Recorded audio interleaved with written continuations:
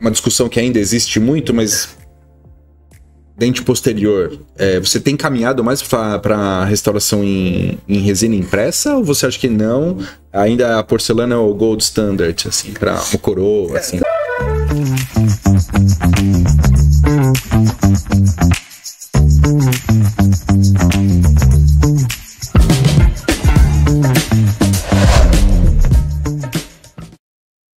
Bem-vindo, bem-vinda ao Muito Além dos Dentes. Esse é o podcast que vai além da odontologia para trazer para você informações sobre estilo de vida, saúde, bem-estar e outras coisinhas mais. O nosso episódio de hoje é um episódio muito especial, esperado, que já foi marcado, remarcado, desmarcado e demorou para acontecer, mas eu estou muito feliz em ter um super amigo meu, um grande amigo meu, para a gente conversar sobre odontologia, sobre carreira, mas também acho que um pouquinho de vinho, né, Rafa? Claro. Seja bem-vindo. Aqui, ó, Muito Além dos Dentes. Obrigado pela sua presença aqui. É um prazer estar aqui. Não podia terminar nossa primeira temporada sem ter você aqui com a gente. Jamais. Estava ansioso participar disso aqui. Fiquei vendo os episódios anteriores. Falei, pô, porque eu não tô lá, cara? Muito bom estar aqui com vocês. Muito bom estar aqui com você, cara. Meu padrinho de casamento. Meu padrinho de casamento. Ele segue os meus conselhos e tudo. Ele me liga para pedir consultas e tudo. E aí, tudo bem? Tudo bem, cara. Separei um vinho especial pra gente hoje. É o primeiro episódio com vinhos, hein? Fundamental. Mas não podia ser diferente, tinha que ser com você. Porque assim, eu e o Rafa, a gente tem algumas coisas em comum e gostos em comuns, além da odontologia. Meu pai é dentista, o pai dele também é dentista. A gente tem de certa forma, uma carreira de estudo, né, semelhante, com mestrado, doutorado, especialização, cursos, consultório. Somos clínicos e tem questões assim de adorar viajar. Ele viaja mais do que eu, mas eu gosto tanto quanto ele de viajar. Num nível maior, né? Eu viajo mais de quantidade, sem mais de qualidade. E também vinhos. E o vinho é um negócio que um sempre tá puxando o outro. Como nós dois gostamos de vinho, a gente escolhe garrafas especiais para tomar junto, então sempre é muito bom estar com você. É um prazer, de verdade. Pessoal, lembrando aqui, antes de começar esse episódio, se você gosta desse podcast, se você escuta ele com regularidade, não deixa de compartilhar com seus colegas, não deixa de se inscrever aqui também, deixar o joinha, porque isso faz toda a diferença pra gente conseguir mais audiência e impactar as pessoas aí ao longo do tempo, tá bom? Rafa, vamos começar conversando um pouco sobre carreira, que eu acho que é legal, assim, do desenvolvimento pessoal e profissional. Como eu falei agora recentemente, acho que, de certa forma, a nossa geração, a gente tem muitas pessoas ao redor de nós que teve uma formação parecida, né? Assim, estudou numa boa escola de odontologia, e aí fez o mestrado, doutorado, especialização, procurou ter uma carreira acadêmica e que isso deu um alicerce muito grande para a clínica e de segurança profissional, assim, né? Eu percebo, tipo, você, assim, são 3 exemplos nossos aqui, mas tem muitos outros, né? Calixto, PV, tem tantos outros que estão ao nosso redor, assim, que a gente observa isso, né?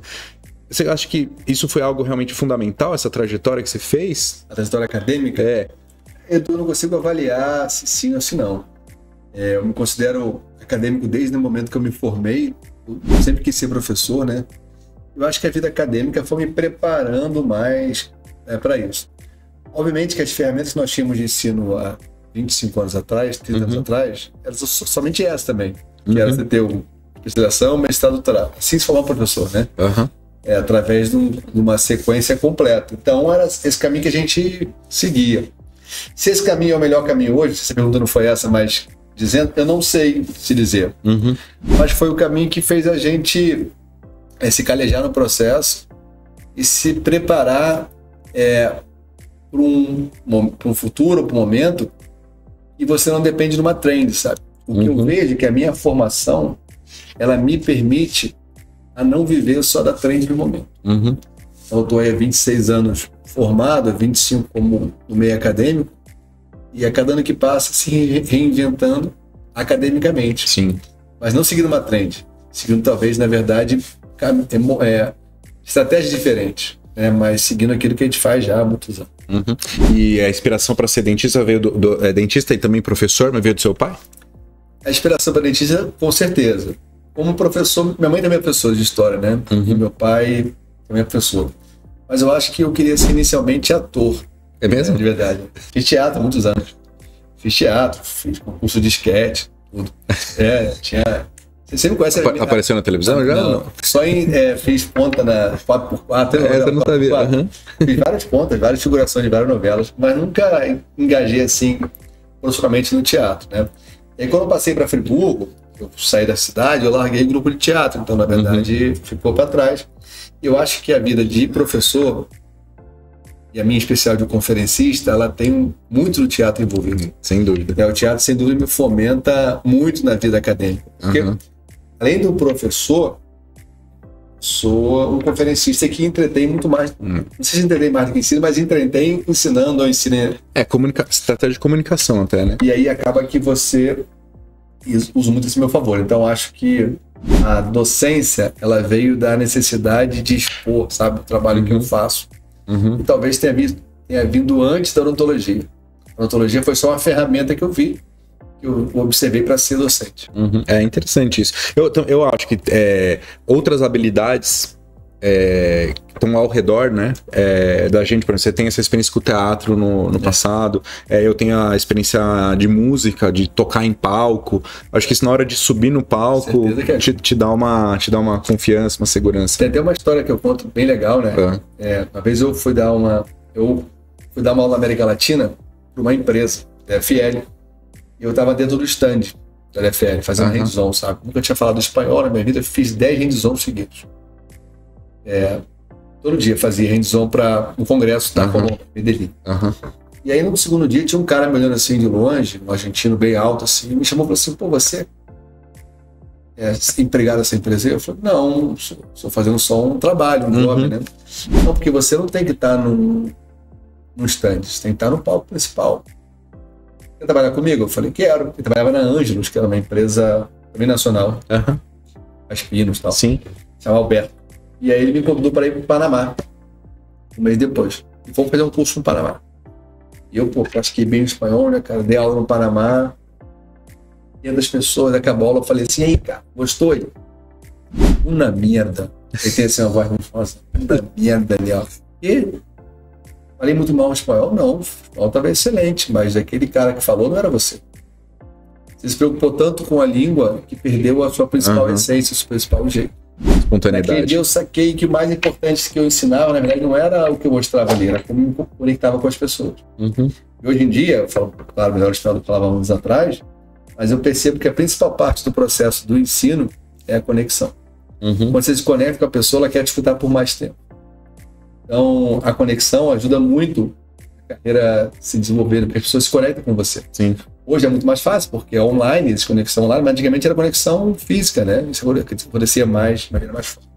Eu vejo isso também até com pacientes, sabe? Eu acho que se você consegue criar vínculos, empatia, e pode ser uma coisa natural, que às vezes acontece, mas pode ser a partir de estratégias mesmo, né? Para você conseguir criar um ambiente favorável para isso. Você percebeu que os seus pacientes, ao longo dos tempos, vão ficando mais parecidos com você. Você vai tendo paciente que se assemelha mais ao seu o perfil, né? Seu perfil de pessoas, né? Então você vai se conectando com pessoas que parecem mais parecidas. Concordo completamente. Rafa, aí nesse caminho, nessa trajetória sua de carreira, você está com quantos anos de formado? 26. Eu tô quase a mesma coisa, 25. Obviamente que a gente sempre tem altos e baixos, momentos bons, melhores momentos, né, não tão bons, ou momentos que você fala assim: nossa, você clínico, outro não, você professor, não, você um pouco dos dois. Tem alguma coisa que você acha que você tem para falar pra gente em relação a isso, assim?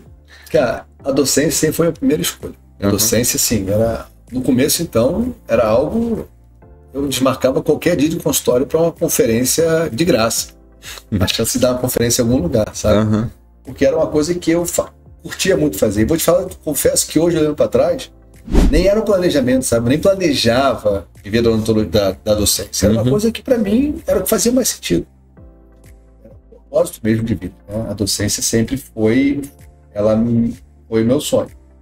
E até hoje, na verdade, a docência me fomenta a ser um clínico melhor.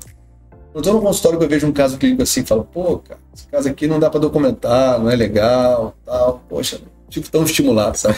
Agora, quando é o caso que eu posso documentar, para fazer um vídeo, para compartilhar, aquilo me dá mais estímulo. Então, a docência nunca tive dúvida sobre a docência. E várias vezes dúvida sobre o consultório. Se eu realmente queria estar lá. Hoje eu uso ele como ferramenta de ser um docente melhor. Claro, financeiramente me ajuda, mas ele não é a receita principal que eu tenho na minha vida profissional. Então a docência nunca teve em dúvida. Em relação assim, a desafios, eu tive muitos, né, cara? Não tão difíceis, eu não sei se... porque eu não consigo avaliar o que é difícil e o que é fácil, porque na verdade, como eu sempre tive um suporte muito grande do meu pai.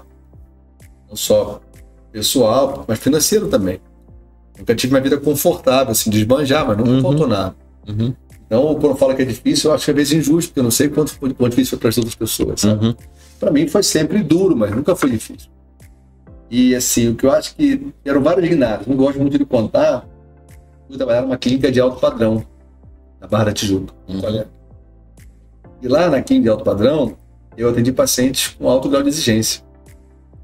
E essa experiência para mim foi muito sofrida e doída, sabe? Porque o que eu fazia lá em Niterói era super bom, os pacientes, todo mundo ficava feliz da vida. Quando eu fui para lá, nada ficava bom, sabe? Tudo era meio ruim, ninguém estava satisfeito com o que eu entregava.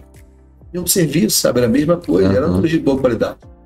E ali eu evolui muito, cara, tecnicamente. Comecei a ver que, tecnicamente, a minha odontologia cresceu assim. Mas porque as pessoas ali te mentoraram, te auxiliaram, ou foi você com você mesmo, você se auto-exigir mais? É como se eu tivesse uma vida mais confortável lá onde eu estava, sabe? Meus pacientes eram menos exigentes, pacientes pagavam menos, entende? Eu não tinha um ticket médio muito alto. Quando eu fui para lá, eu comecei a ter pacientes, não me pagavam mais, né? Pagavam a clínica, mas tinha um alto grau de expectativa. Então, eu acho que ali eu evolui bastante. Isso me ajudou a angariar, ter um paciente depois, quando eu voltei, não voltei, mas foquei na minha clínica, ter paciente de médio maior. Estou acostumado já com a expectativa mais alta hoje. Né? Aprendi a interagir com ela e cresci. E claro, fui mentorado, ajudado também pelas pessoas que estavam lá, que tinham um pouco mais de experiência. Eu acho que foi uma guinada, assim, na minha vida, como tecnicamente falando. Outra guinada que eu posso citar, mas foi antes, quando eu comecei a trabalhar com técnicos melhores. E eu vi uma palestra de um colega, chamado Diego Clio, que dava aula junto com o Carlos Baranguelo, que era um técnico de Porto Alegre. E aí, quando eu vi os casos dele, eu falei, cara, esse cara prepara bem, mas eu prepara-se também. Ele molda bem, mas eu também moldo. O que está faltando para não ficar igual a ele? É o técnico. E eu fiz um caso com o Baranguelo, eu falei, cara, nunca mais quero técnico... faz muita diferença, né? Mediano, quero técnico bom, porque eles fazem dente. Eu acho que também fez uma grande diferença na minha vida profissional, do que eu apresento de trabalho, sabe? E resultado. Então, acho que foram 2 pontos que eu aqui já lembro, e claro, se eu falar atualmente, quando eu entrei no mundo digital, cara. Dei outro salto. Que foi na pandemia? Janeiro da pandemia. Janeiro antes da pandemia, né? Eu comprei o scanner em janeiro. E aí, desde então, minha vida... Eu já era um pouco digital, mas não tão digital como eu sou hoje. Não tem a ver com qualidade isso, mas tem a ver com percepção da odontologia como um todo. Sim. Eu também percebo que uma vez que eu estava com o scanner, minha odontologia melhorou muito porque adquiri muitas ferramentas e de autoavaliação também, pessoal, né? Também, aprendizado. Porque assim, aquele preparo que eu estava olhando e para mim estava ok, satisfatório, e na moldagem você não consegue ter tanta percepção. A hora que você olhava na tela, você percebeu o quanto que você podia evoluir, melhorar uma angulação, uma brocada a mais ou a menos, um acabamento, né? Sabe assim, quando você é jovem, que quando você é jovem mais novo, você se sente muito poderoso com um carro novo, né? Chique, né, cara? Assim que eu me sinto como dentista lá na mesa, assim, com um scanner, sabe? Assim, eu me sinto confiante no processo, sabe? O paciente sente que, que legal, o cara tem uma tecnologia diferente. E claro, tá cada vez mais ali, não banalizado, mas cada vez mais comum, mas ainda é um percentual pequeno. Sim, sem dúvida. Na odontologia. Acho que não chega a 5% no Brasil. O paciente também tem essa percepção de... Você sabe que ontem aconteceu uma coisa engraçada em relação à tecnologia. Não era o scanner, mas era o microscópio. Então, chegou um paciente para fazer um retratamento no segundo molar superior. Difícil para burro. Mas o tratamento foi bem. Ali foi um tratamento de 1h40, 1h50. E eu comecei e terminei o caso. E a hora que ele terminou, ele falou assim, sabe, Dona, eu sou piloto de avião e adoro esses negócios de tecnologia e tal. Só a verdade, com um microscópio desse que você tem, fica muito mais fácil, né? né, eu fiquei observando aqui até a sua postura e tal. Cara, você não se cansa durante o dia, eu acho, com esse negócio, né? Então, ele tá totalmente certo, mas tá bastante certo. Né, então isso ajuda bastante. Ajuda, né? Com certeza. Pessoal, eu vou servir o nosso vinho aqui para o nosso bate-papo e continuando.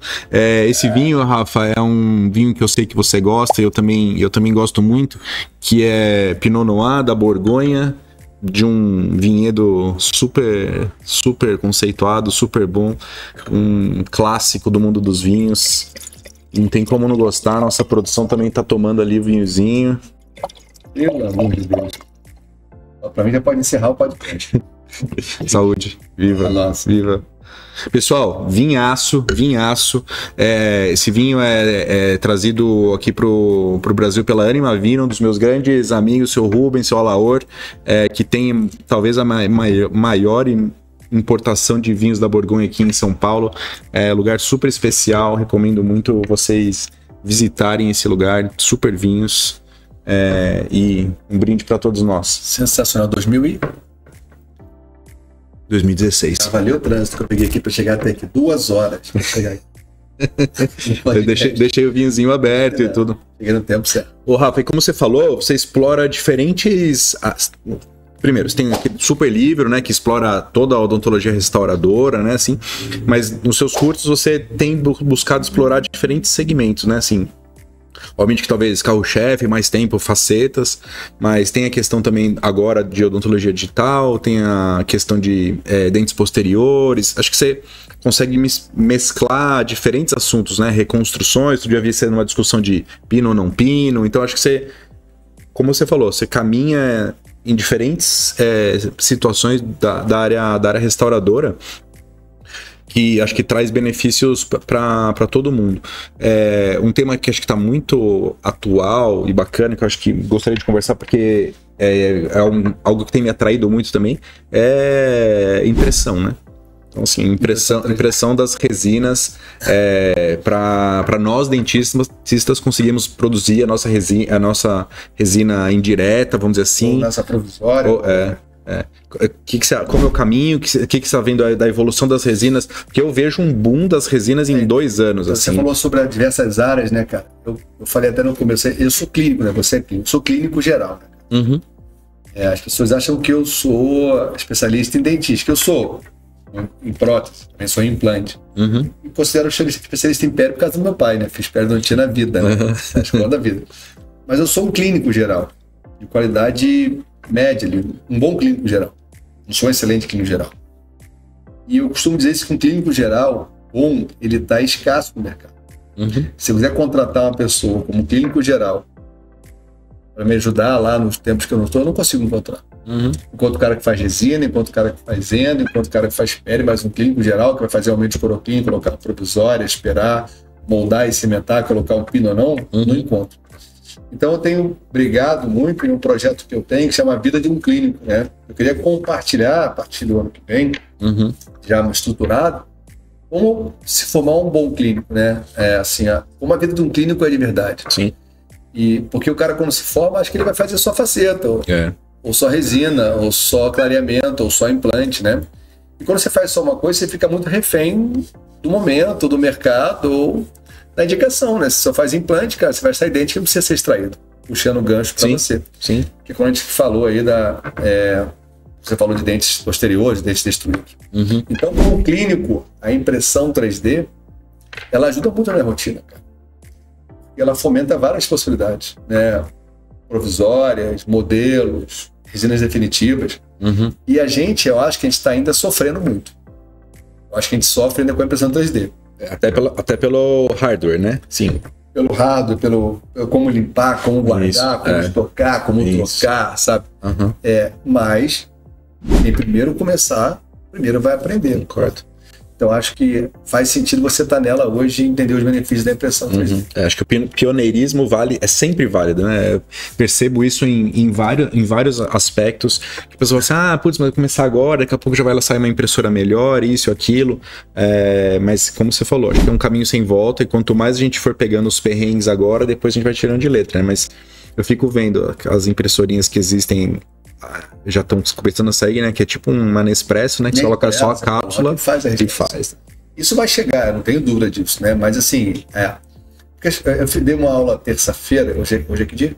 Hoje é sexta. Dei aula terça-feira, lá em Niterói, um grupo chamado GEOF, que é um grupo de WhatsApp de dentistas, sobre o mundo digital. E eram 80 pessoas, assim, né, cara? E eu falei sobre o mundo digital mudou a minha vida. Porque as pessoas, de maneira geral, acham que no mundo digital você comprar um scanner. E a maior objeção dela sempre é essa, que o scanner é caro. O scanner, claro que é caro, mas se comparar com o seu carro, o seu telefone celular, o seu computador, às vezes ele tem um custo parecido, ou se você pensar nos benefícios, até inferior. Eu tenho certeza que muitas pessoas que não têm o scanner têm um carro que custa mais de 50 mil reais. Sim. Só que você vê o benefício do carro de trás, você não consegue ver o benefício do scanner. Quando você olha o scanner como uma moldeira digital, ele vai ser sempre caro, impossível de pagar. O scanner, ele tem que entrar no seu ecossistema. O scanner tem que ser parte de um processo e dali ramificar várias coisas. Você precisa planejar melhor com o seu scanner, precisa vender melhor, precisa ser mais rápido, precisa ser mais efetivo. Então você começa a fazer várias coisas que você não fazia anteriormente, o scanner começa a se pagar e ficar muito mais acessível. E esse acesso se dá pelo conhecimento prévio. Quanto mais conhecimento você tem do mundo digital, mais você pode usar o seu scanner. Agora, você está aqui com o MacBook. Quanto mais você conhece ferramentas de atalhos ali, mais rápido você vai trabalhar. Você vai apertar, abrir o escapadeiro, vai abrir a tela, fechar. Ou seja, quanto mais ferramentas você conhece da sua máquina, mais você consegue ser produtivo com ela. Então, comprar o scanner é o primeiro passo. Conhecer os benefícios, talvez, são os passos seguintes. O vinho tá bom demais, pessoal, né? Desconcentra. E nessa história de dentes severamente destruídos e tal, que você tem buscado falar cada vez mais, isso também é para tentar buscar uma onda de menos extrações desnecessárias e mostrar para o clínico possibilidades. Olha, esse dente ele é passível de reconstruir, cara, porque assim, eu também concordo completamente com você do clínico geral, sabe? Eu me considero um clínico geral também e sempre falo, quando eu tô dando aula, converso com os alunos, que eu aprendi a necessidade de ser um clínico geral pelo meu viés da odontologia no hospital.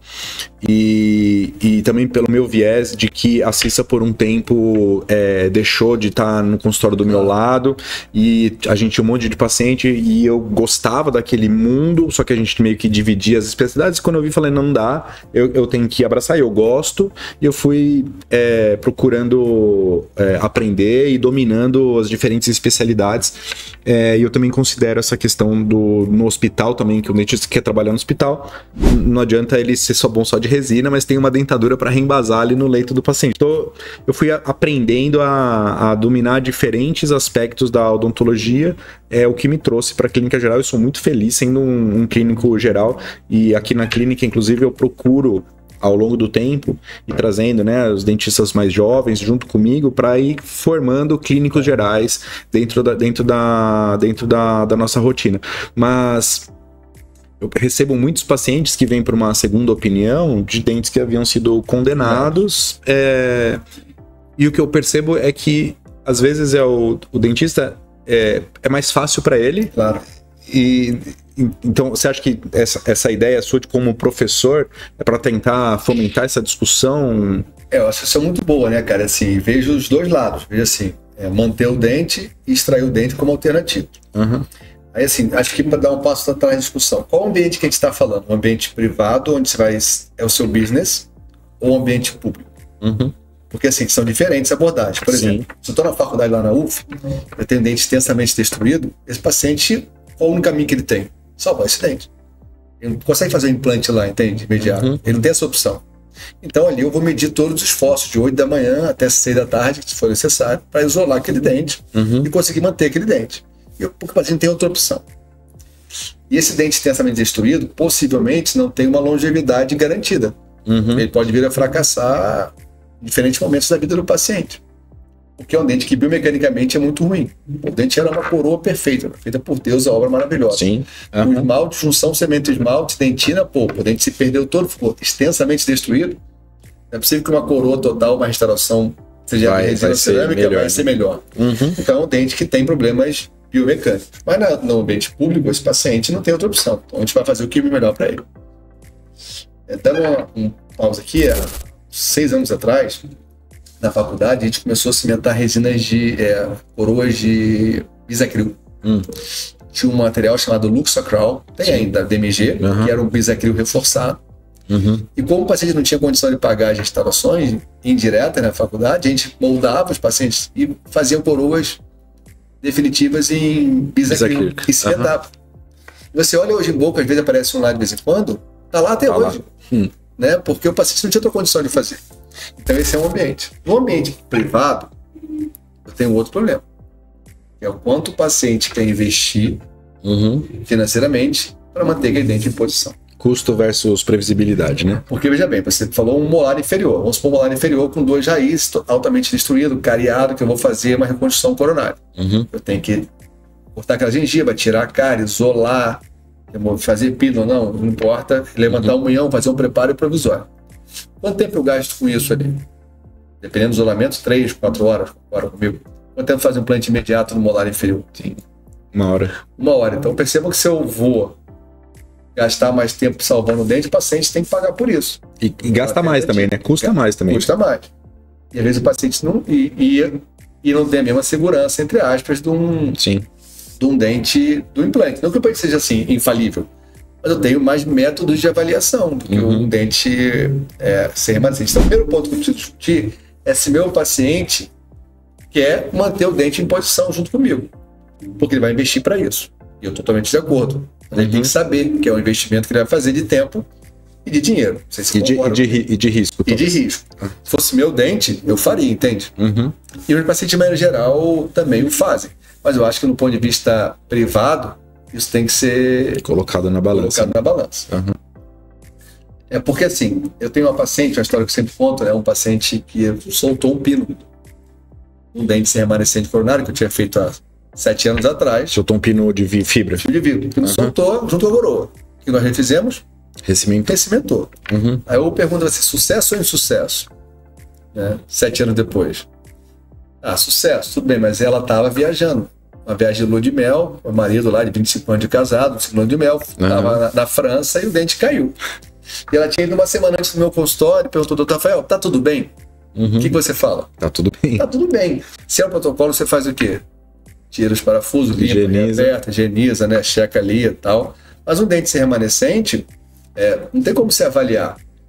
Se o paciente não estiver comprometido com você, é complicado. Eu não estou falando que tem que extrair o dente dali. O que eu estou dizendo que o discurso social para o paciente de linha privada não funciona. Entra mais uma vez naquilo que a gente está falando da forma de comunicação, né? Que as coisas têm que ser comunicadas de uma forma muito clara, né? Para a pessoa entender o que ela está comprando, né? Acho que... Em contrapartida, os pacientes nos buscam sua segunda opinião, querendo até pagar mais para não tirar o dente. Porque não quer o caminho mais fácil, ele quer o caminho melhor. É esse paciente que eu quero. E valoriza aquilo que eu estou fazendo, que é manter o dente dele e só me demandar um tempo maior. Então, acho que sim. E esse curso bate um pouco nisso, né? Como você tentar aumentar essa longevidade. E na verdade, o que eu costumo dizer no curso é que você não escolhe o padrão de sucesso. Um dente sem remanescente, você escolhe o padrão de fracasso. Porque a tendência dele ao longo da vida é fracassar. Você vai escolher se fratura a raiz, se solta a coroa, ou se, sei lá.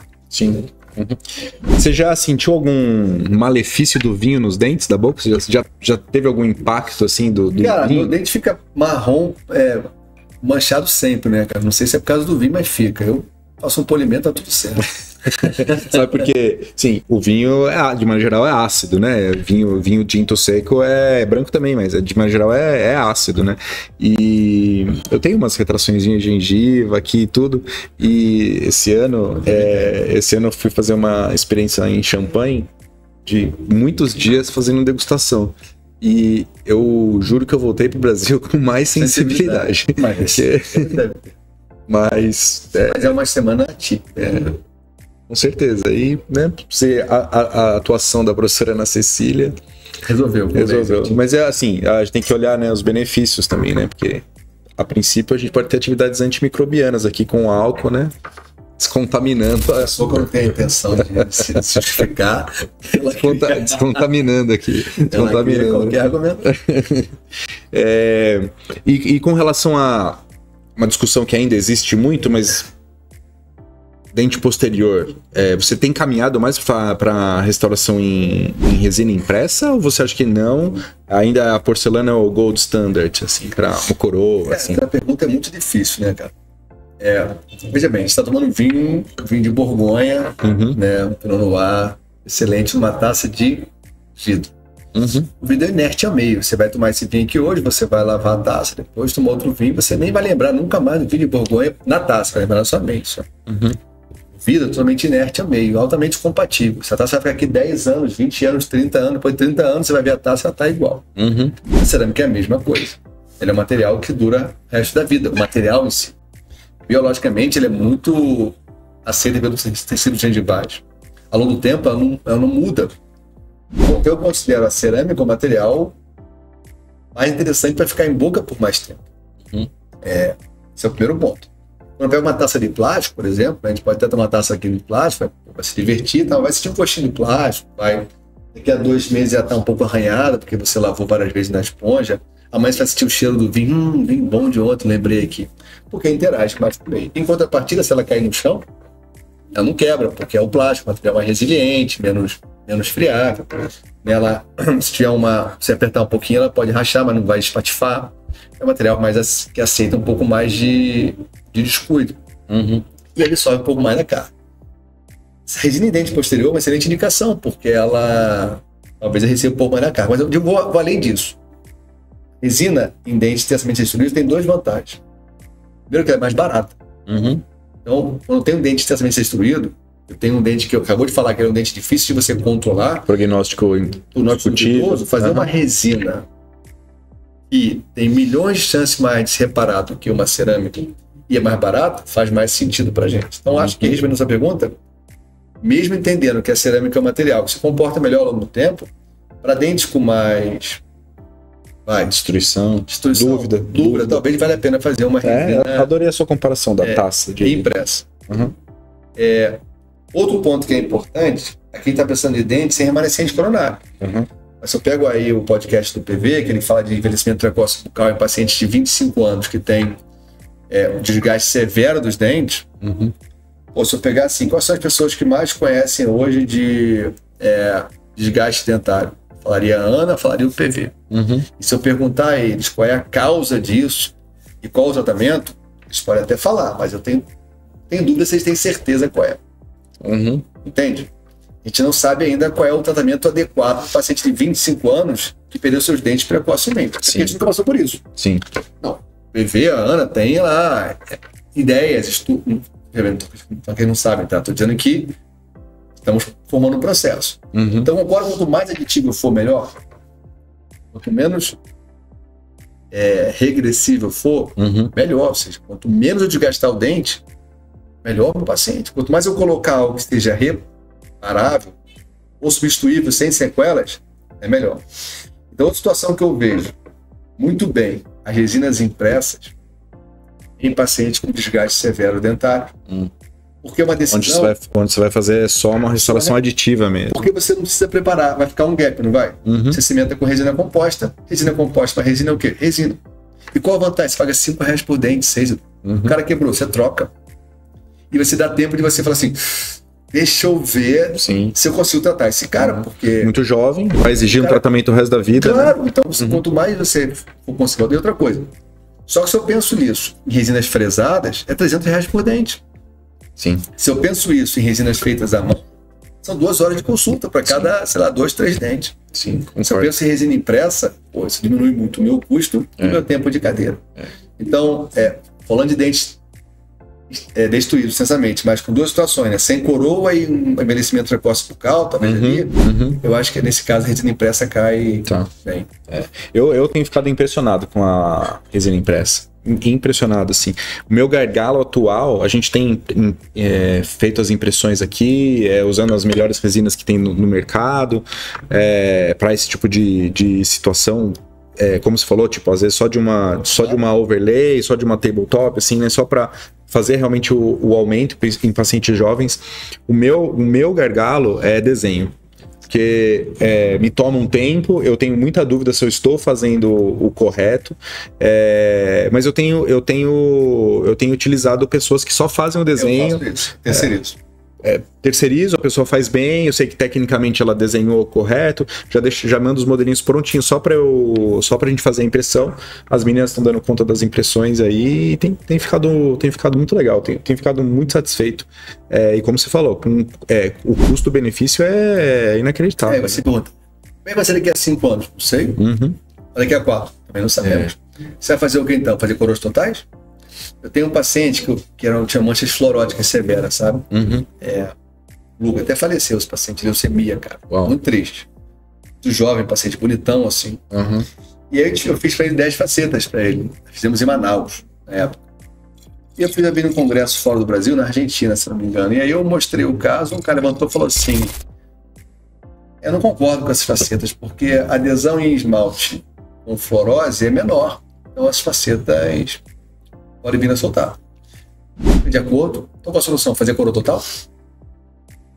Porque assim, se você não sabe qual vai ser o processo, o que você desgastar já antes, na minha cabeça, não. Não faz muito sentido. Então, a resina composta é a mesma coisa. Se eu tenho um monte de dúvida naquele dente ali, por que não fazer algo que seja um transitório de longa duração? Esse paciente com 25 anos tem desgastes severos, esquece, ele é paciente de dentista pro resto da vida. Sim. E não é um paciente que vai tomar uma Novalgina e passar febre, ele é um paciente crônico. Concorda comigo, Du? Sem dúvida. Ele é um paciente crônico, dependente o resto da vida do dentista. E quanto menos eu mexer nele, ao longo do tempo, melhor. Tem menos chance de sucesso. Concordo. Mudando um pouquinho de assunto, talvez um pouquinho mais polêmico, mas queria saber a sua opinião. Sei que é um cara que eu admiro e tem uma visão incrível. Biomimética. É um caminho diferente? É uma nova linguagem para o que a gente já faz? Como que a gente tem que entender isso? Primeiro assim, biomédica existe há muitos anos. Eu não tenho profundo conhecimento nisso e acho que naturalmente, ou seguindo alguma linha, já fazia alguma coisa parecida. Há muitos anos faz parecido com isso. Quando você falou na vez, é como religião ou como técnica? Como religião não se discute. Se é a sua religião, entende? Não se discute. A minha religião é essa. Eu sou biomédico e religião. Ótimo. Não tem discussão, porque tecnicamente você vai fazer aquilo que você acredita, é um dogma. É tipo ser católico, espírita, sei lá. Agora, como técnica, tem excelentes vantagens, vários pontos positivos. A gente estava brincando hoje lá na especialização, que eu tenho um grande amigo, né, Leandro Martins, que é meu amigo pessoal, que aí desbravando essa área há alguns anos e cria um grupo ali de pessoas que vão com ele. E tem 2 alunos lá na especialização, né, que a gente está na Eco Academy, que são do grupo do Leandro. Então a gente sacaneia eles rotineiramente. Né? Eu tenho uma aluna que foi amigo de PIBIC, foi fazer mestrado comigo, trabalhou comigo, a Karen Egger, e hoje, não faz mais pena, eu chamo ela de biominion. Você é um biominion, eu falo com ela. Então, assim, do ponto de vista de zoação, é excelente. Agora, a pergunta é, quem vai fazer? E qual parte do processo você quer fazer? Porque, no geral, as pessoas querem o atalho de cada técnica. Então, por exemplo, se você opta por não fazer retentor intrarradicular, você tem vários caminhos ali que são fundamentais. Moção com tecido cariado, dar uma resina composta que tenha alguma compensação de contração, seja fibras Ribond ou fibras tipo Everex, isolar, jatear, usar um adesivo de melhor qualidade, usar uma resina composta em camada, ou seja, tem uma infinidade de possibilidades de passos que permitem que você não tenha retentor intrarradicular. Você tem que cimentar depois adesivamente aquela restauração, pode ser uma coroa de zircônia, por exemplo, tem assim, alguns pontos. Quer seguir todos os passos? Estou de acordo. Mais direitinho? Não concordo, mas não discordo. Tende a funcionar, né? Tende a funcionar. Na mão de quem está? O que eu acho que algumas técnicas, principalmente a não colocação de pinos em dentes anteriores, ela é altamente dependente do operador. E que eu percebo que, de maneira geral, na odontologia, os maiores fracassos não são dos tipos de técnica, nem do tipo de material, são dos operadores. Sim. Então, utilizar técnicas onde dependem menos do operador, talvez faça mais sentido no meu dia a dia. Então, fala. Não, porque eu acho que é exatamente isso, porque eu vejo a odontologia tentando, as pessoas querendo simplificar todos os processos, né? Sim, de maneira geral. Você vê assim, uma resina, uma única cor que resolve. Ou, né, eu vejo uma tentativa da simplificação. E a biomimética não é nada simples, né? É ao contrário. Então, é um contrassenso para aquela pessoa que quer simplificar a sua odontologia, né? Acho que isso que é um ponto... Mas o que a pessoa também está cansada é de ver aquilo que ela aprendeu fracassar. Uhum. O Leandro, quando começou a biomédica, né, ele começou com uma série chamada Pitfall, que era assim, quais são os fracassos que a odontologia que eu fiz me deu. Uhum. E mostrou vários casos que tinham fracassado. E aí, talvez, ter um zelo maior, e uma coisa que eu acho legal da biomédica é que existe um zelo maior, entende? Uhum. Talvez tenha um zelo maior no processo. Uhum. Se cuide, atente mais aos processos. Então, uma pessoa bem treinada e atenta aos processos, por exemplo, o Petris, que é um amigo nosso. Sim. Vai na mão dele, brother. Qualquer coisa funciona, entende? Do ponto de vista técnico. Então, sou de acordo. Agora sim, agora vamos lá. A opinião do Rafa em relação a como ver a utilização especificamente de pinos pré-fabricados. Eu ainda vejo como alternativa conservadora, biomecanicamente favorável, biológica, biomimética, inclusive, utilizar retentores em dentes anteriores, porque você continua contando com a retenção friccional do que nós tínhamos anos atrás com pinos fundidos. Sim. Você tem material mais amigável ao dente, que é a resina composta e fibra de vidro. E você tem a cimentação adesiva na região cervical, onde a luz chega efetivamente no pino de fibra de vidro. E no terço médio apical, você tem retenção friccional. Que se não tiver lesão ali, pelo menos tem friccional. Então, acho que do ponto de vista clínico, os pinos pré-fabricados em fibra de vidro são ainda a alternativa mais interessante para dentes anteriores com canal tratáveis grande instituição coronária. Para dentes posteriores, isso tem diminuído, obviamente que sim. Mas não é um crime você utilizar, porque você pode utilizar como ferramenta, por exemplo. Vai demorar nessa parte. Você tem lá um dente grande, né, cara? Molar inferior, você tem que preencher ele. A gente sempre não fez restauração indireta para compensar o fator de contração? Sim. Então, ao invés de fazer incrementos para preencher aquela porção coronária do seu pino, por que você não modela um pino, o seu núcleo? Você não modela, por exemplo, uma base, com retenção intraradicular, e depois cimento? Você está apenas compensando a contração dos incrementos. E você vai ter ali uma inserção no seu conduto. Então, ótimo. Eu acho que a discussão talvez não é se coloca pino ou não coloca pino. É assim, poxa, como fazer da melhor maneira para que eu tenha menos chance de erro e mais efetividade. Sim.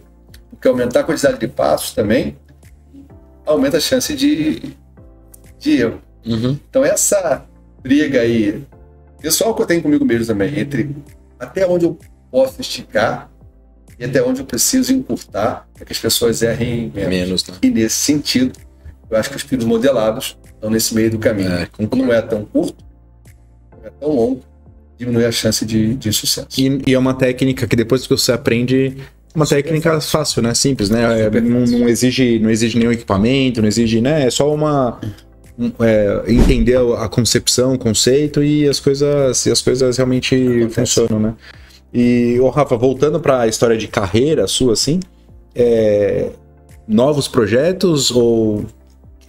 O que você imagina? Porque eu, aos 24, 25 anos de formado, eu me vejo o tempo inteiro me reavaliando e tentando entender para que rumo que eu vou na minha próxima metade de carreira aí, talvez, assim, né? Eu não quero trabalhar 50 anos na odontologia, mais 25, mas supostamente eu posso ir carregando, mas no ritmo que eu tô hoje, por exemplo, eu não quero, não consigo. Então eu fico o tempo inteiro me refletindo qual o rumo que eu vou querer levar. Isso também passa para você? Total. Assim? Na verdade é uma discussão. Eu tô gravando uma série, né? Uma websérie. Passando pelo Mandic. Fala um pouco sobre a minha carreira, a minha vida acadêmica, né? Tal. E a gente tinha uma entrevista, né? Assim, negócio legal. Com psicólogo, depois com roteirista, depois com... Não, tipo, série Netflix. Uau. E eu tô fazendo o PV faz uma também, sabe? O PV tá fazendo uma também. Acho que ele é o episódio 2, sei lá, não sei. Perguntou assim... qual é o seu planejamento dos próximos 10 anos? Eu falei, olha, eu tenho certeza que o PV te falou exatamente o que ele tá planejando para os próximos 10 anos. Mas eu não tenho a menor ideia do que eu vou fazer nos próximos 10 anos. Eu não sei o que vai... Eu não planejo meus próximos 10 anos, que talvez seja um equívoco, né? Mas a minha vida não é assim... Eu não tenho esse olho. O que eu quero hoje é ficar mais tempo com a Helena, com a minha esposa. E projetos que alinhem mais nossa vida, porque a gente tem a vida, tem 2 casas, né? A gente mora em 2 cidades diferentes, trabalhos separados. O que eu busco hoje é algum trabalho que alinhe a gente, que fique mais tempo em conjunto. Dentro desse processo, a gente está trabalhando num projeto que eu te falei, que é a vida de um clínico, né? Como é que eu posso fomentar clínicos melhores? Porque a gente passou numa época que assim, arraste para cima e vire um especialista em resina. Arraste para cima, especialista em cerâmica, em oncologia, em laser, não importa. Mas eu acho que a ideia é assim, arraste para cima ou não arraste para cima, ou tente ser um clínico melhor, porque o mercado vai ser mais carinhoso com você ao longo do tempo. Então, meu projeto futuro, talvez, é ter uma docência um pouco mais raiz, sabe? Clínica mais raiz. Olha que legal. Ou mais próximo da maioria dos dentistas, ou algo assim, talvez. Hoje tem uma especialização que é um grupo de amigos, né? Você conhece? Pô, sou eu, Pia Garófalo, Alice, Jorge Eustáquio, Marcelo Alves, Pagliari. Então é super legal, os alunos ficam super encantados, porque muitos deles viram a gente em algum lugar, ou no idente, vai numa live, tem um livro, então os alunos ficam encantados.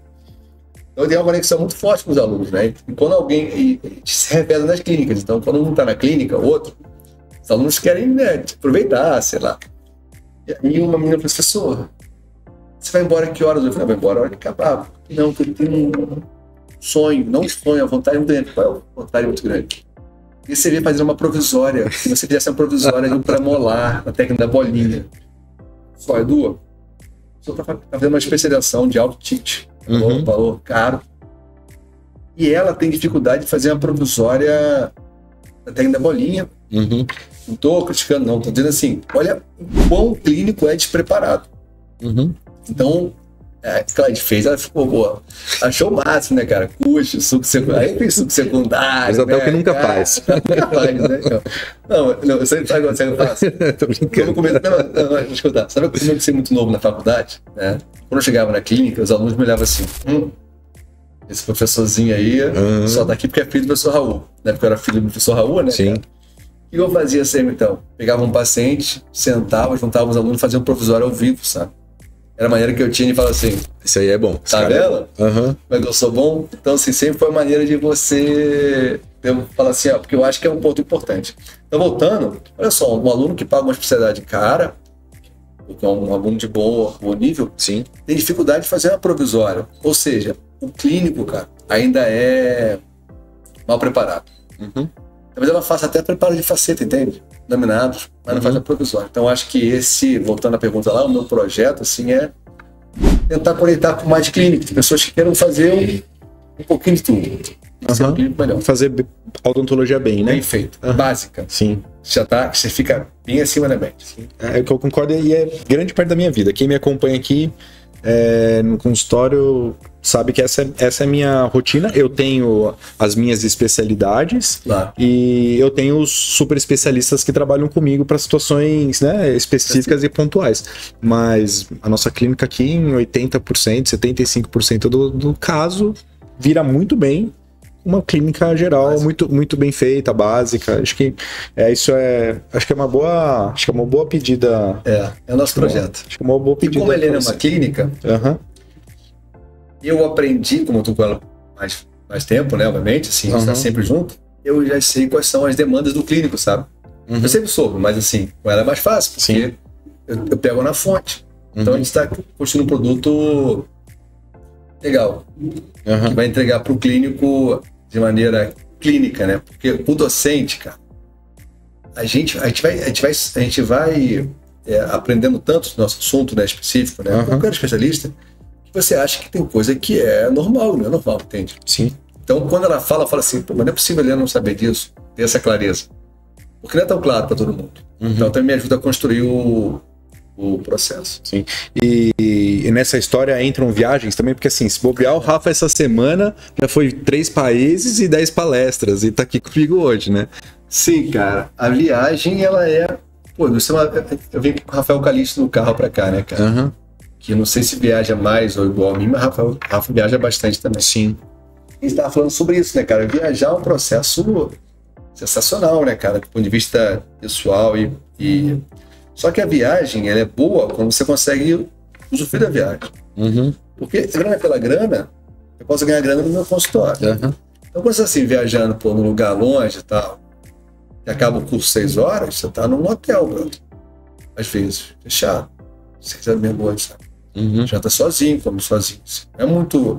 Assim, cara, tô fazendo pro meu dia, sabe? Podia estar tomando um vinho, Então a viagem por si só, ela é meio, pra mim, ela é meio doída, tem sido mais doída. Porque, veja bem, eu tô 47, né? Eu não tenho mais 47 igual eu vivi. Vão ser piores pra mim. Sim.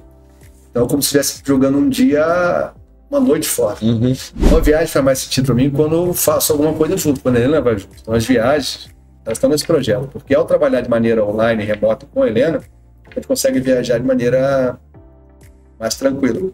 Pô, vou te contar, cara. Esse ano eu vou correr o Rally dos Sertões. Ah, eu tô sabendo, já até conseguiu, até você conseguiu o patrocínio, já tô sabendo. Incrível. Então as viagens estão no processo.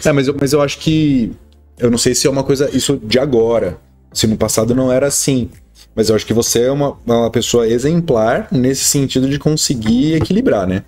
Então, eu acho que você, que eu acho que é uma coisa fundamental, o equilíbrio entre trabalho, descanso, você tem momentos de ócio criativo, de momentos de estar em conexão com a sua esposa, com a sua família, com seus amigos, que eu acho que eu enxergo isso muito, muito bem em você. Falei, assim, até muitas vezes eu falo, pô, Rafa, tá demais esse garoto, viu?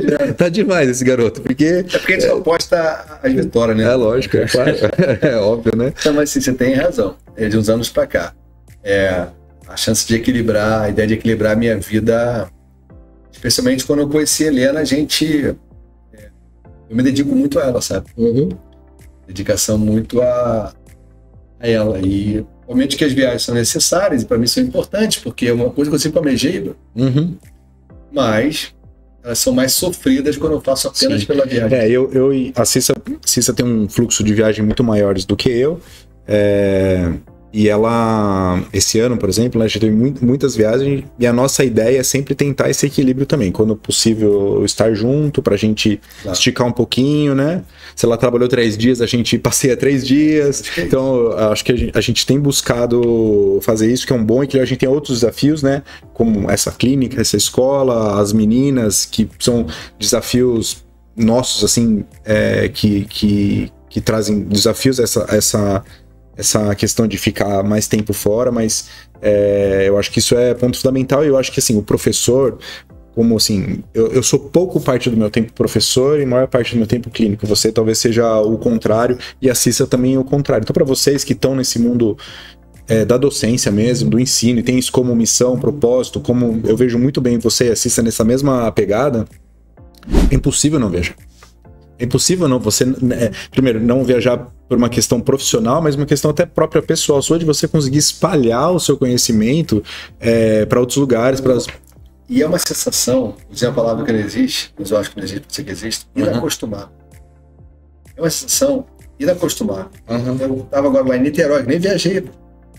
E aí dei uma aula, né, lá de assim, professor Rafael, quando estava na graduação, meus professores mostravam seus vídeos do YouTube. Depois que eu fiz especialização, meus professores mostravam o seu vídeo, seu livro. Eu achei que isso não existisse. E agora eu estou aqui com o senhor, e era um happy hour depois, tomando um chopp. Isso está aqui. Então, assim, é um negócio, cara, que não dá para você acostumar com isso, entende? Sim. É uma forma tão genuína, tão forte de carinho, que você não consegue se acostumar. Não sei nem se é um vício, bro. Mas não entenda como vaidade, não. Entenda como reconhecimento daquele trabalho que... Sim, não, eu concordo, claro. Eu acho que todo mundo quer, né? A hora que você termina um tratamento aqui, o que você... E você tem a chance de fazer isso em outras línguas, em outras cidades, em outros lugares, sabe? É um negócio, realmente, para mim, inacostumável. Eu costumo dizer, um dia que eu me acostumar com a sensação de um aluno falar isso... O bem-estar que te traz, né? Assim... mas acho que quando você faz com um propósito, com amor, com carinho, você se entregou realmente ali, ter o retorno, né? Eu acho que é a mesma situação num tratamento, quando você se entrega ali naquele caso e você transborda aquele amor que você está transferindo ali para aquele sorriso, o que você mais quer é esse reconhecimento, né? Então o reconhecimento é uma coisa muito boa e pro professor acho que isso fica muito evidente, né? Assim, e para vocês acho que é muito bacana. Eu já fui mais professor do que eu sou hoje e gostava muito também dessa questão, desse aspecto. Ô Rafa, e como dica, assim, pros dentistas, tem muito dentista, né, que trabalha muito, né? Grande parte dos dentistas trabalha 12 horas, 14 horas, e sai do consultório, vai para casa, janta e dorme. Assim, que dica que você dá para as pessoas, assim, para tentar um equilíbrio? O que, assim, é um esporte? Os amigos, assim, porque eu acho que isso é uma coisa extremamente importante, né? Saúde mental, né? E às vezes as pessoas não entendem que, assim, tá tudo bem, mas não tá tudo bem por conta da saúde mental, né? Que você pode trazer para essas pessoas, assim? Não sei se sou uma pessoa boa para isso. Como não? As duas coisas que mudaram muito minha vida nos últimos anos foi o exercício físico regular. Eu faço exercício regular, não sou um atleta. Eu vou à academia pelo menos 5 vezes por semana. Eu fui no almoço, ontem e hoje. Não, na academia eu vou, porque aqui, para você, hoje, né, assim, especificamente hoje, eu tô aqui, é um momento especial para você, concorda? Sim, que você é meu amigo. Super. Mas pra mim, não que seja minha rotina de te ver, mas é minha rotina trabalhar em lugares diferentes.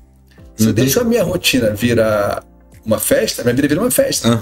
Não que seja boa, mas o corpo não aguenta. Sim. Então, uma coisa que eu acho é assim, a minha rotina, ela vem primeiro. Então, hoje eu fui na academia de almoço porque eu sabia que à noite eu ia estar com você. A minha rotina não pode ser atrapalhada, entre aspas, assim. Esse é o primeiro ponto. O segundo ponto, cara, eu sempre costumo dizer isso, né? Não vou dar uma dica, mas vou dar assim, como eu avalio as coisas que eu faço com o trabalho, né? Não sei se está terminando aqui agora, mas... Não. Mas porque talvez seja um fechamento, assim, do que eu penso na minha vida hoje. Eu sempre costumo dizer isso, né? A gente trabalha 10, 12, 13 horas por dia. Meu pai é dentista. Ele me falava assim, meu filho, dentista, não pode tirar férias. O paciente não pode ficar esperando você. Dentista, ele fala assim, lugar de dentista é no consultório. Não fala isso, cara. E aquilo me deixava maluco. Eu tinha que acordar cedo para ir pro consultório, porque podia chegar um paciente lá, sabe? Eu acho que muitas coisas que ele estava certo na vida, quase todas, essa ele estava equivocado. Eu acho que a gente tem que ter uma vida programada e planejada para isso. Claro que é diferente a vida do meu pai, que se casou e teve 3 filhos logo de imediato, né? Abrindo um parênteses aqui, uma vez a gente estava no hospital junto, meu pai, né? Meu pai fez cirurgia de próstata. E aí a gente quase não conversa muito, o pai é meio quietão, sabe? A gente conversa pouco, mas bem próximo, a gente conversa pouco. E aí estava sentado assim, acredita, no quarto, né, cara? Eu falei, pai, engraçado, né? Eu, porra, viagem pra cacete, velejo de kitesurf, mergulho, você faz um monte de esporte. Você não curte muito, né? Ele falou assim, você tem 3 filhos? Aí acabou aquela conversa ali. Então, obviamente que a vida dele, há 20 anos atrás, 30, 40, 20, 47 anos atrás, era outra. O cara recém-formado com 3 filhos. Eu não posso querer que ele tenha um pensamento de lazer, que na real, o único problema dele é como sustentar os 3 filhos. Sim. Então eu sei que é muito difícil a mim dar esse conselho, porque eu não sei como é a vida do outro. Mas bem, por isso que eu estou dizendo que é preciso também. Eu vou compartilhar o que eu tenho pensado muito, né? Eu sempre dizer assim, a gente trabalha esse tempo todo, né? Faz isso tudo que meu pai fazia e tal, para quê? Para juntar um dinheiro, sei lá, e um dia se aposentar, né? E você fala isso, um dia eu vou me aposentar. Vou me aposentar e vou ter meu dinheiro, vou ter minha segurança financeira. Assim que a gente fala. Aí vamos supor que chegou o dia hoje, Rafa tem todo o dinheiro do mundo que ele quer. Trabalhei a vida inteira, gastei meus 47 anos trabalhando e hoje eu tenho todo o dinheiro do mundo. O que eu compraria, Rafa? O que você compraria, Edu? O que você compraria que ele está escutando? As pessoas falam saúde, eu compraria felicidade e tal. Compraria mais tempo, mas mesmo que você compre mais tempo, você consiga. Os próximos 47 anos não serão comigo tão generosos como foram os primeiros. Por uma questão óbvia, eu vou perder meus pais, possivelmente alguma hora. Meus sobrinhos vão crescer, sabe? Meu físico vai piorar. Eu não consigo belejar de kitesurf o Avelé de hoje. Então, por mais que eu tenha os próximos 47 anos, eles não serão tão bons, se não tão bons, não tão suaves, tão doces como foram os primeiros, ou serão diferentes, pelo menos. Então hoje eu penso, quando eu invisto meu tempo puramente no dinheiro, quando eu quero comprar de volta, parece um pouco blasé isso, mas quando eu quero comprar de volta eu não consigo, porque é impagável. Sim. Então qualquer investimento que eu faça hoje só pelo dinheiro é muito pesado para mim, com o meu tempo. Então o que eu tento fazer hoje é fazer com que o meu tempo seja mais valorizado do ponto de vista pessoal. Claro, associado ao profissional e financeiro. Acho que eu faço alguma coisa que gere, além da finança, o propósito. Porque eu sinto, pô, que legal, meu tempo valeu a pena. Quando eu faço a provisão lá de 2 horas hoje com a menina, eu falo assim, pô, não sei quando eu ganhei aqui, mas não interessa. Meu tempo valeu super a pena. Então, se pudesse dar um conselho, valorize o seu tempo. Faça ele valer a pena da maneira que você pode. Porque quando você quiser pegar de volta, não dá mais. Eu sei que parece outra coisa brasileira. Porque a vida, bro, é assim, ó. Parece que eu fiz 21 anos, me formei semana passada. Sinto aqui, ainda no corpo, o frio da festa, porque era em Friburgo, sabe? Vento gelado, eu entrando na festa. E hoje estamos aqui, eu tô com 47 anos. Então hoje a minha maior briga é fazer o meu tempo fazer sentido na minha vida profissional. Excelente. Muito bom, Rafa. Adorei, viu? Valeu. Obrigado demais pelo papo. Pessoal, a gente tem um vinhozinho para acabar de tomar aqui. Adorei esse bate-papo com o Rafa. Invista em você, aproveite o seu dia, o seu presente, as pessoas que estão ao redor de você. Faça tudo com amor, carinho. Eu acho que isso são lições que o Rafa traz. E que são inspirações para todo nós. Pessoal, eu não sei se esse podcast aqui vai ser o último do ano. Se foi, encerrou com chave de ouro. Boa. Talvez tenha um extra aí. Boa. Vamos ver se a gente vai conseguir. Com a chefa, senão ela vai ficar com ciúmes. Então, né, talvez role mais um ainda, mas se não foi, fechou com chave de ouro. Eu tô super satisfeito com essa primeira temporada. Muito aprendizado, muitas pessoas queridas passaram por aqui. Talvez role mais um ainda, mas sim, peço para você, não deixa de compartilhar esse nosso podcast, fala pros amigos, convida, fala, cara, olha lá, escutei o Rafael falando umas coisas, bebendo um vinho bom e tal, você sentiu o aroma do que aí? Sabe que nunca erra frutas vermelhas, né? Fruta vermelha, né? Borgonha, Pinot não pode frutas vermelhas, né? Cara, vinhaço. Eu vejo Pinotzinho americano, é muito diferente, né, mano? É diferente. No americano eu não curto muito, cara, mas esse aqui, cara, vinho bom, cara. Pessoal, beber com moderação, mas aproveite a vida e até a próxima. Valeu. Valeu, gente. Muito obrigado. Valeu.